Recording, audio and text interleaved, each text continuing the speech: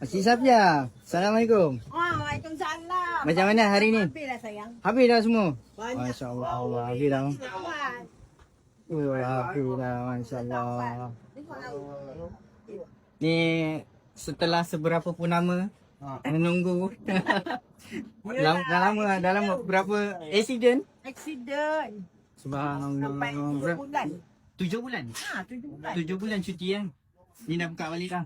Sekarang dah. Alhamdulillah. Dah buka balik dah. Dah nak Kita dah kawan tau. Siapa yang rindu air tangan Makcik Safia ni ya?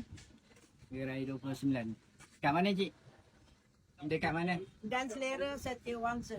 Dekat atas. Dekat atas. Dari pukul berapa? Dekat dengan tu bibi. Dari pukul berapa? Dari pukul 11 tu cantik lah. 11. Ah. Sampai habis. Sampai habis. Sampai pukul 3 macam tu lah. 2 lebih 3. Tinggal ni je lah. Sekarang pukul 2.30. Tinggal ni je. Tu ada lah. Masya-Allah. Baik-baik. Apa ambil apa? Barang dah habis dah. Korang kalau nak datang sini senang je ya. Depan tu SK Setiawangsa. Korang search je SK Setiawangsa ataupun Medan Selera Setiawangsa. Gerai Cik Safia ni dekat sebelah nasi kandar Melayu. Kat sini je.